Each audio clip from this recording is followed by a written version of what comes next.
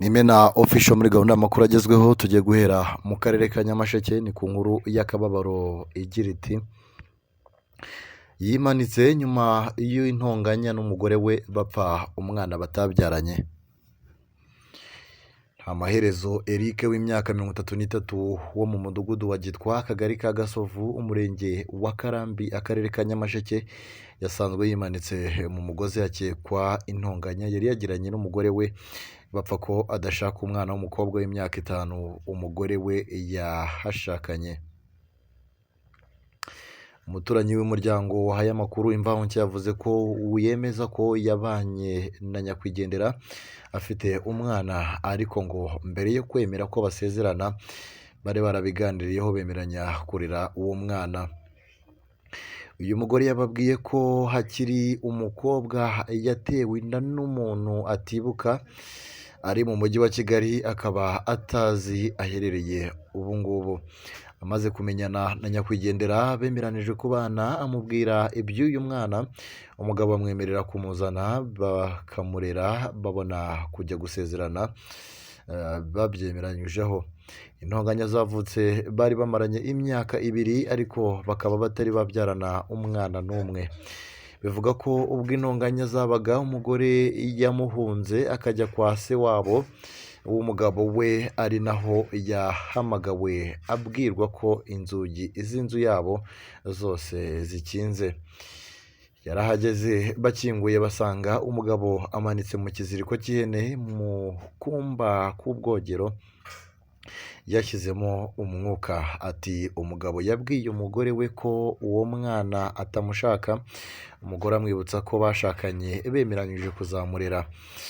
Umugabo yamusabye kumushyira se, umugore amusubiza ko atamujyana hatazi kuko uwamuteye inda atamwibuka ari uwo bari bahuriye mu mujyi wa Kigali batanaziranye.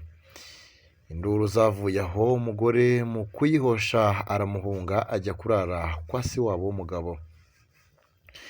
Avuga ko bwakeye umugore akajya ku mukuru w'umudugudu akabimubwira, uyu muyobozi agashaka uburyo yabunga ngo bakemure ikibazo. Umugabo ntiyabyumva. Umudugudu yagiriye inama umugore yo kuba asubiye kwa se wabo w'umugabo ngo bataza gushyamirana byanavamo kwamburana ubuzima. Bukeye umuturanyi wabo wabaragije ihene zari zimaze kuba 2 yumvise ko bari mu makimbirane ajya kuzizana mu masaha y'amanywa. Ahageze asanga harakinze nta muntu uhari, akoze ku nzugi zombi nyumva zikingiye imbere. Yahamagaye umugore aho yarari amubwira ko yashakaga umugabo we ngo amuhe ihene ze, ariko ahageze agahamagara akabura umwitaba, yareba inzugi zose akumva zikingiye imbere. Umugore yazanye na mudugudu bumva ko inzugi zikingiye imbere, bahamagara inzego z'umutekano zije zikubita idirishya rirakinguka babona uburiri bushashe neza nta muntu uburyamyeho. Ati babajije umugore uburyo bakwinjira bitagoranye, abereka irindi dirishya bararikingura. Uwinjiye arebye mu kumba k'ubwogero kari mu nzu asanga yimanikishije ikiziriko cy'ihene gifashe ku kiziriko cy'igitenge yapfuye.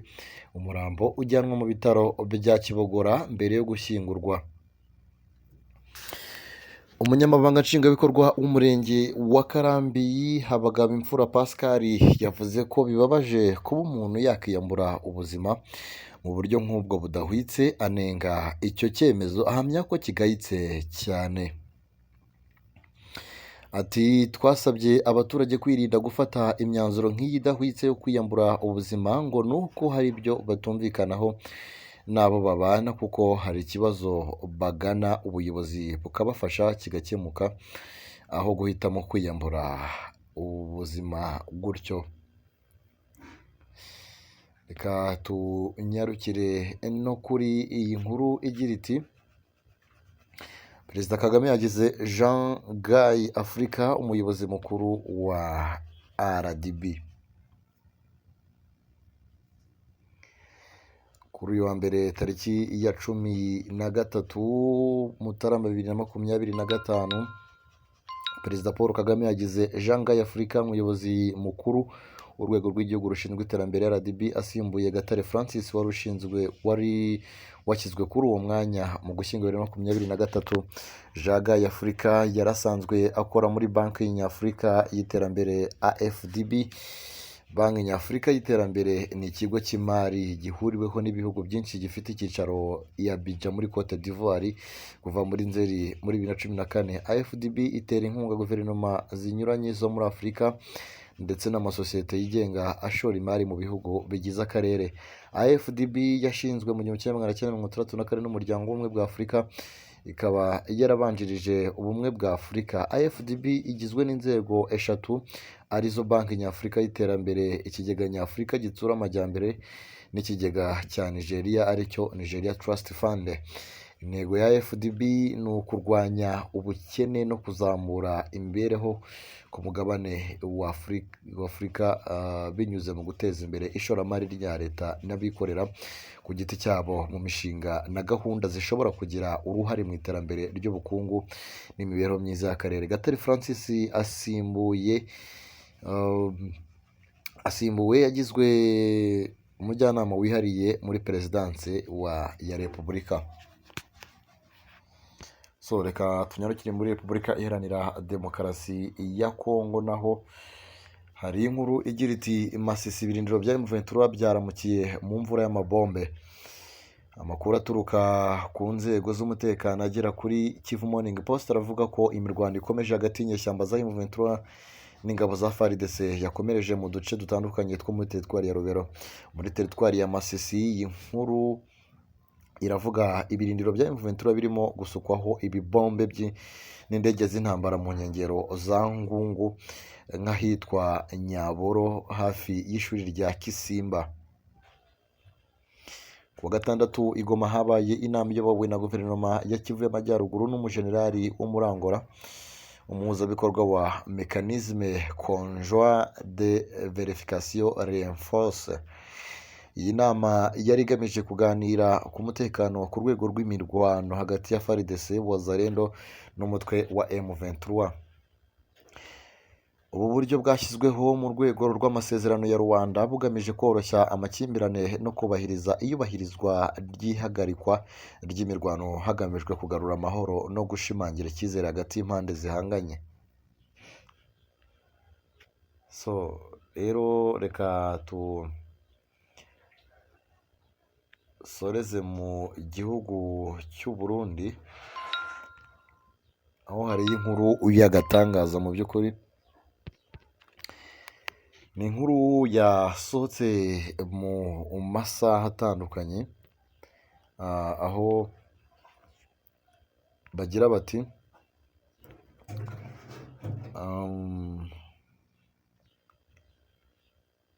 umusaraba washinzwe aho Papa yasomeye misa waburiwe irengero.